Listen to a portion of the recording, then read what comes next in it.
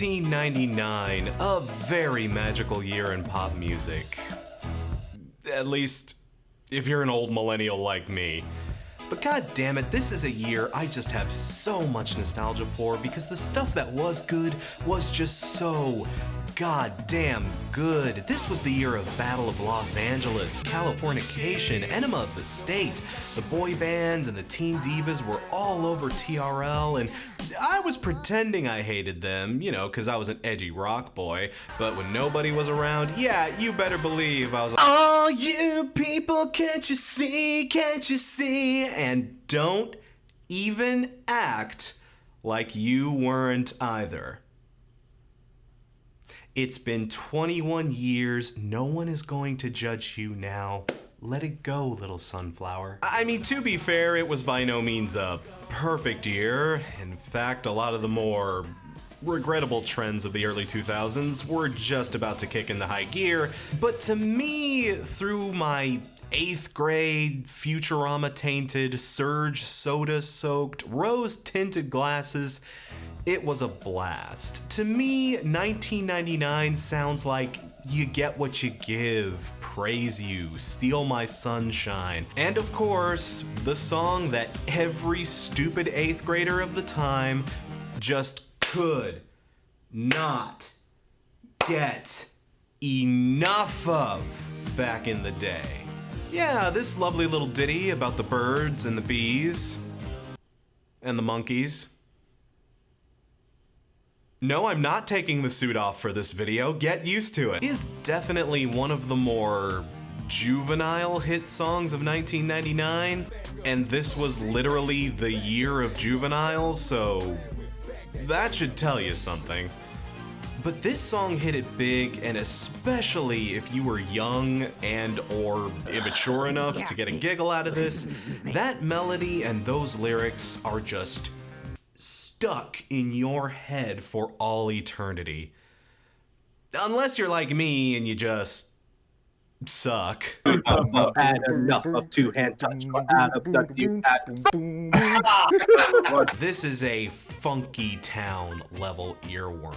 It's a don't stop believin', you give love a bad name, bad romance, permanent karaoke staple of a song. And if you were there back in the day, it will be with you until the day you die. Why? Seriously, why is that?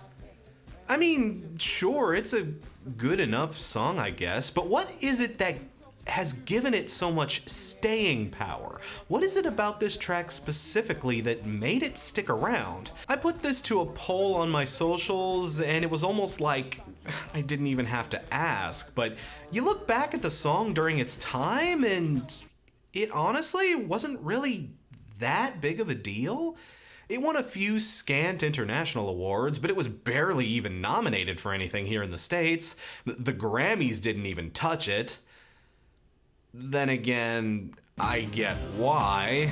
And while it did chart here in the US, it honestly didn't do as hot as you might think it did. It didn't clear the top 50 of the top 100, and it didn't even get halfway up the top 40. What the fuck is it doing on the Latin chart? And it's not like the Bloodhound Gang went on to greater success after this either. This was more or less it for them. By the 2010s, they were a long distant memory.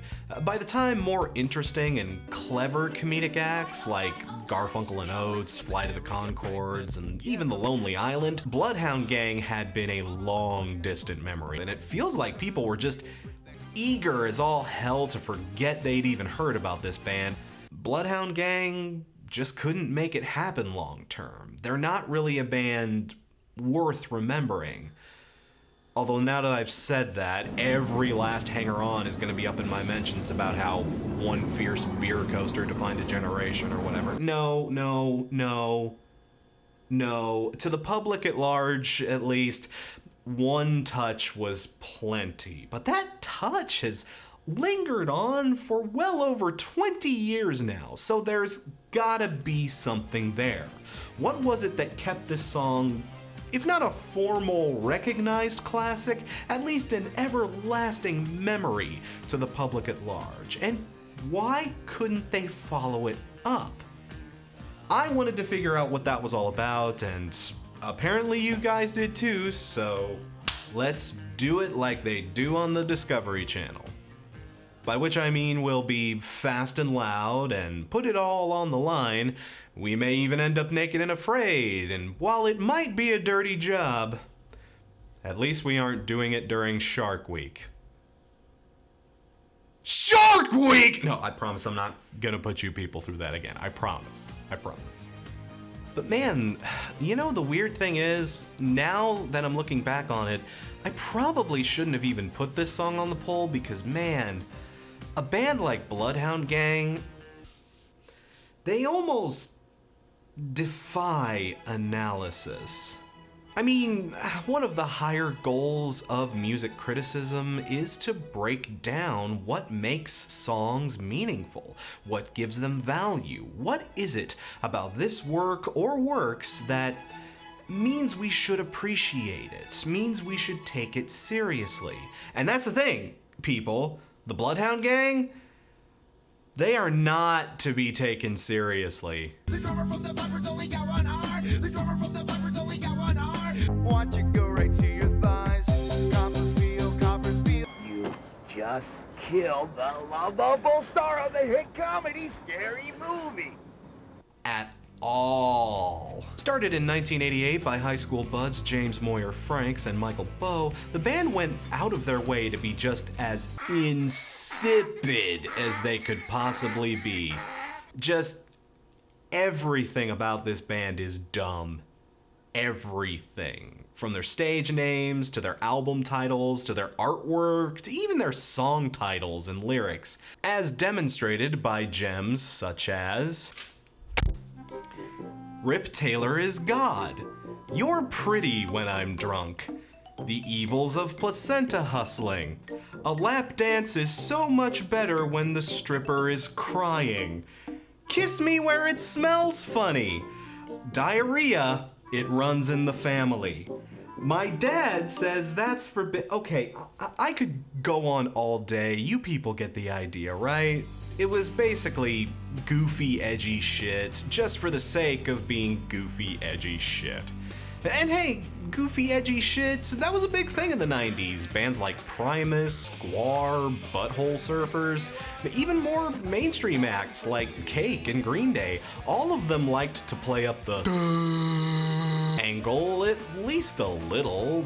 It was Gen X's adolescence. That shit sold like hotcakes. But the thing is, for a lot of those bands who did that shtick, it was exactly that.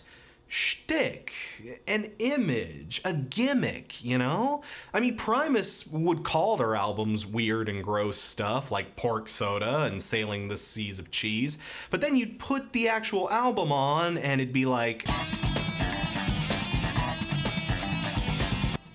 oh, okay, I get it, they're brilliant, yeah, alright.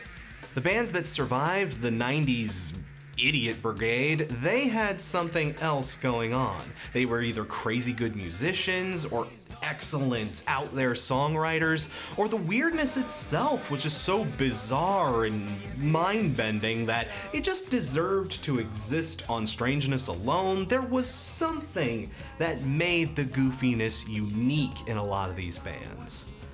Bloodhound Gang, The roof is on fire.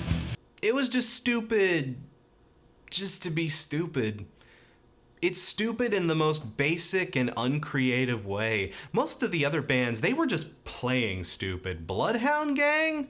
I'm hung like planet Pluto, hard to see with a naked eye. Then she grabbed me by the ears and said, kiss me where it smells funny. Deep throat, a whole natty body, make whoopee to a batch of silly putty. Yeah, I really get the impression that they just are this gross and immature. Ugh, people, I had to listen to a great deal of their back catalog for this video, and the best way I could describe this music is of its time. Because most of this shit can stay exactly where it is. Ooh. I mean, I know taste is subjective, especially when it comes to humor, but Man, a good 99% of this band's catalog has aged about as poorly as your average episode of Walker, Texas Ranger. Walker told me I have AIDS. Even for the time, I can't think that little treats like Erlenmeyer the Butt Pirate or I Wish I Was Queer So I Could Get Chicks, I can't imagine those weren't getting the stink eye from some people, even back then. And don't even get me started on Yellow Fever. Seriously, don't look up Yellow Fever. Please don't. Yes, it's exactly about what you think it is.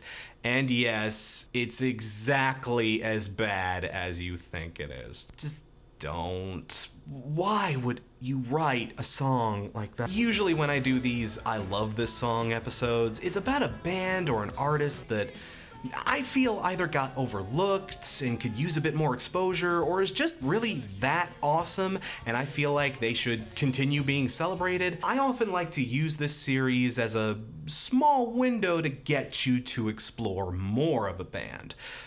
But when it comes to the Bloodhound Gang, oh, I would not recommend you do that. This is really the only Bloodhound Gang song you need to have in your life. Hell, listening to their puerile, knuckle-dragging, dated, and really quite ugly back catalog had me worried it was gonna sour my opinion on this track.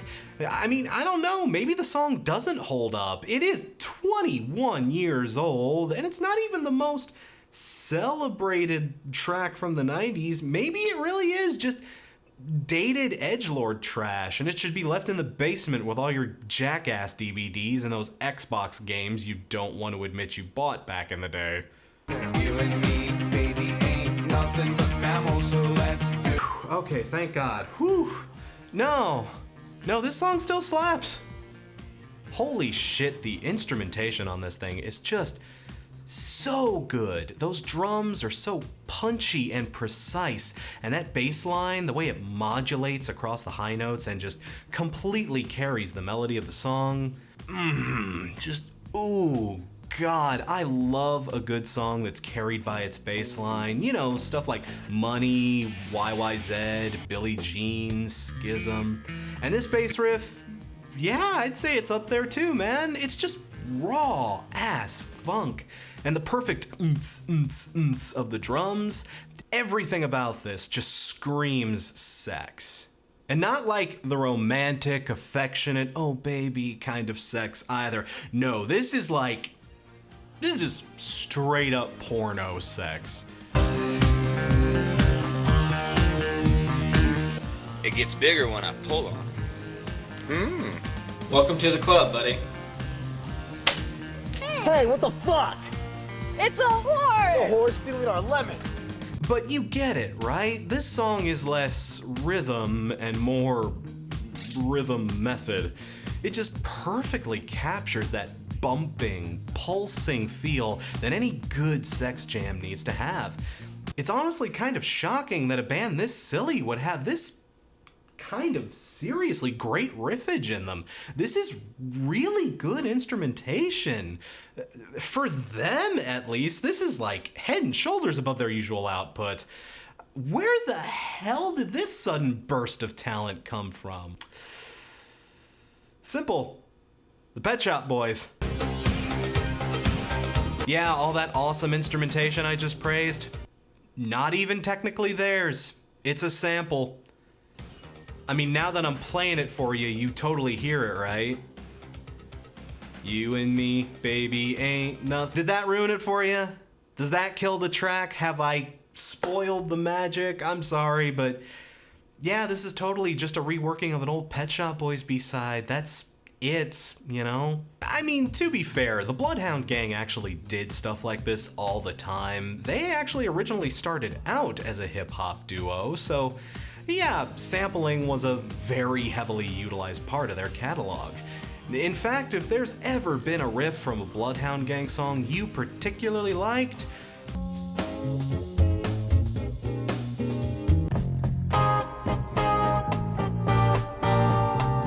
Dear Chasey Lane, I wrote to explain I'm your biggest fan. Seriously.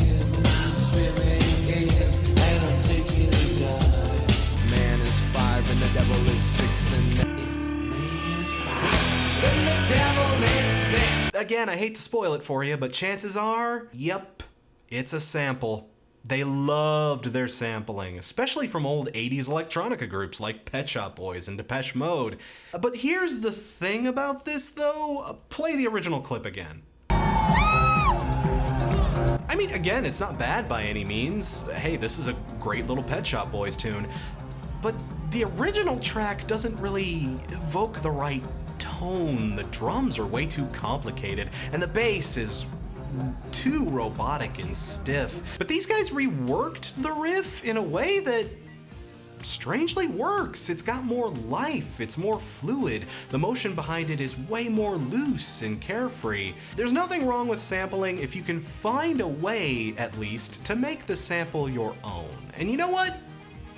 Yeah, I'd say these guys did a great job of doing just that. The fact that a lot of people don't even realize this is a sample is how you can tell. I'd say this holds up. Good tune. But it often takes more than just a good tune to make a lasting impact, you know what I mean? And if you're gonna tackle sexy especially, you're gonna need some lyrics. Unless you're Kenny G and you're just working that sweet, sweet wine mom dollar. Hey, wine moms need booty too, I'm not judging. But the lyrics, oh, like I mentioned earlier, I was worried about this and looking back on it because these guys, they have a problem with that. Like I already mentioned, look up pretty much any other Bloodhound Gang song and it's either painfully dumb, painfully offensive, or more often than not, both. Not that those necessarily bother me or anything. Well, I guess some of it bothers me. Why would you write something like that? Fuck you. No, for a comedic act, it honestly isn't the worst crime to be stupid or to even be offensive, at least if you can pull it off right. It's not the worst crime you can commit. No. The worst crime you can commit as a comedic act is to just straight up not be funny. And guys, oh, the Bloodhound Gang, they are very, very not funny. They do have a few lines here and there I actually do appreciate. I'm the root of all that's evil, yeah, but you can call me Cookie. Okay, yeah, that's a good one. That's funny. And I always liked this weird little interlude from Mope. Lil Diva, is that you? Whoa! But outside of the very rare occasion, I just do not find this band even remotely funny. And you know what? Hot take incoming? This song actually isn't very funny either. I mean, it's not unfunny. The song isn't like gross or insipid like their worst stuff is. But if I can be honest, it's not like the most hilarious thing I've ever heard. It's like, it's funny, but it's only like a 6 out of 10, you know, a watchable episode of How I Met Your Mother, like, funny. I guess it does have a few lines that do still hit the mark. The lost catacombs of Egypt, only God knows where we stuck it. Like, that's funny. I gotta give it up to that. Only God knows where we stuck it. Where did you fuck in the third eye? Me and you do the kind of stuff that only Prince would sing about. Masturbating with a magazine. Yep, that super checks out. Prince's music just like smells like cum. So show me yours, I'll show you mine. Till time you'll love it just like life. Oh, I get it. Love it. Just like Lyle. Wow, that's a weird reference to make. Okay, viewers who aren't old as fuck like me, do y'all get that reference? Cause like, even I had to struggle to get that one. And then we'll do it style so we can both watch X-Files. Not only is that just genuinely funny, that's downright practical advice in the age of COVID. hey, stay safe, people. But as far as comedy songs go, I don't know, maybe because it's just so old now, or maybe it's because some of the references make it feel really dated these days. I mean, we already have Lyle Lovett in the X-Files. A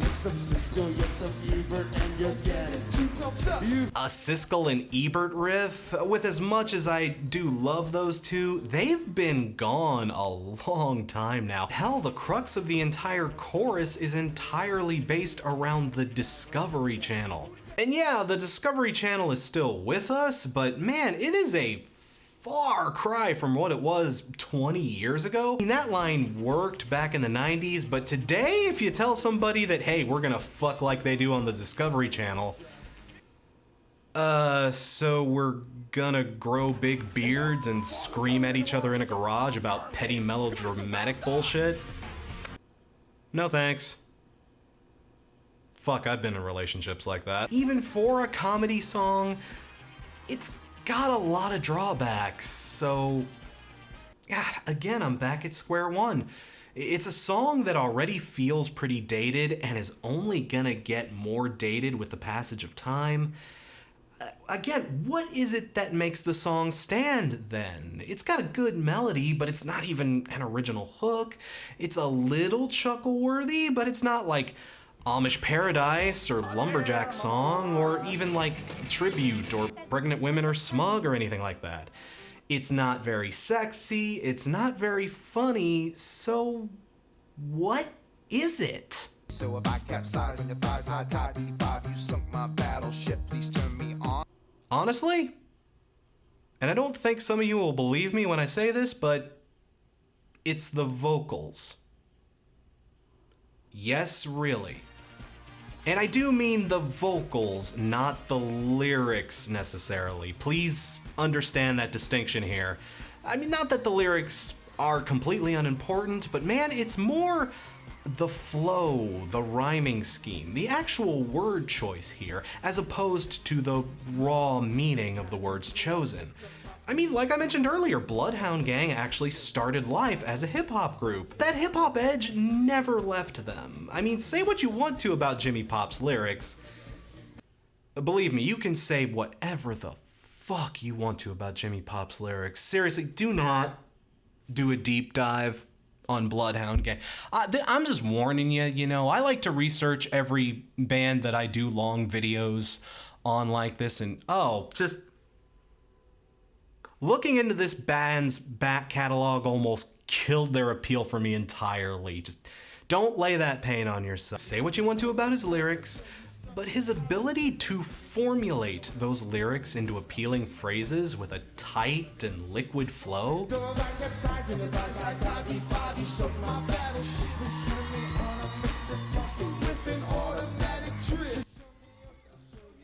It's honestly pretty hard to deny. The guy can really spit when he wants to. Like, just listen to that flow. It's insane how many rhymes he can fit into one goddamn stanza.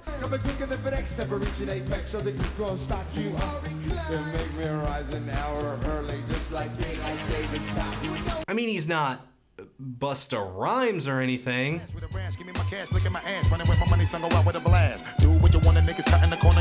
But man, I just gotta give credit where it's due. The man can spit.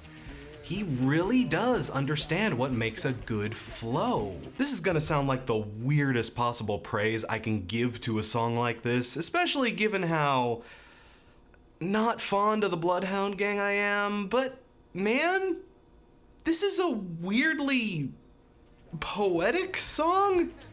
I mean, just in terms of raw structure, raw meter, rhyme, poetic device. Yeah, again, it's not Walt Whitman, I know, but for what it is and for what it's trying to be, it's crazy good. It excels beyond even its own expectations. The lyrics get stuck in your head, and not even necessarily because of the lyrics themselves, but because of how easy and accommodating the words and flow of the sentences is to memorize. Of course you can hang on to these rhymes. Their rhyme scheme is almost in perfect synchronization to the lyrics. It's almost impossible not to get them stuck in your head.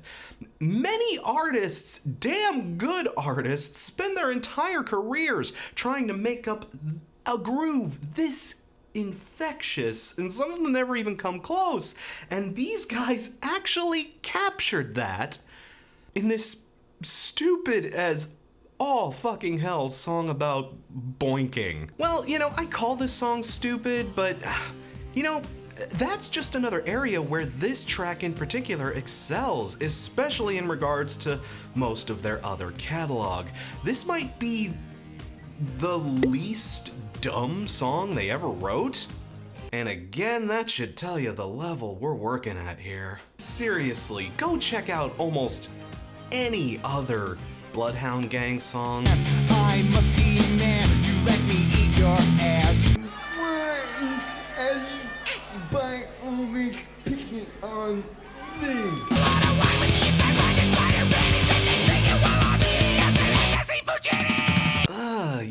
This is just no fun. These guys are practically hostile with how offensive they can be. You think back to a song like Why Is Everybody Always Picking on Me, and you remember it being a silly song about a dorky kid whose only friend was the lunch lady. Oh, LOL, what a big silly. But then it goes into that whole riff in the bridge where Gilligan goes on a killing spree. And then you remember that this song was written pre-Columbine, and oh God, yeah. You see what I mean about aging badly? Or even on a song like Mope? This song is literally just... So I like to dance naked in front of my pets. Play spin the bottle with my mom. Amazing what a good breakfast pickles make, isn't it? I might as well be listening to Journey. I eat pickles for breakfast and my pets can see my dick, and gay dudes are really weird, and music from the 80s is really weird, and haircuts from the 80s are really weird, and I smoke crack and my mom's gonna do me. And then there's the direct follow-up single, Ballad of Chasey Lane. It's actually a song about a real-life porn star. Perfect. No, that's actually perfect. They already set the pins up with a goofy sex song. Now they can knock them down with an even goofier sex jam. Why not? That should be a slam dunk. That is target marketing right there. This is an easy win, right?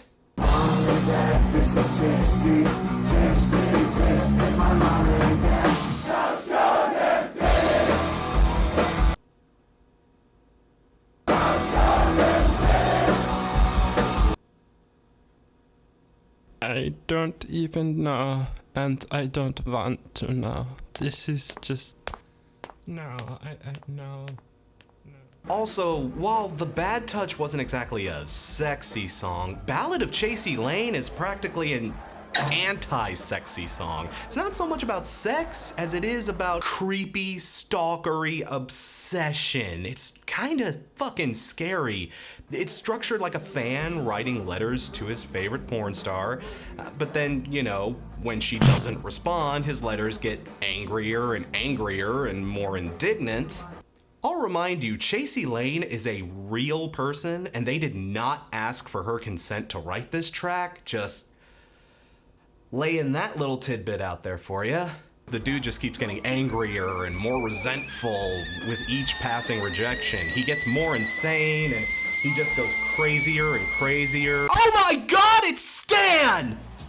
I'm not kidding. This is Stan. This is exactly Stan. It's the same premise, the same build-up, almost the same payoff. This is Stan. This is just straight up Stan.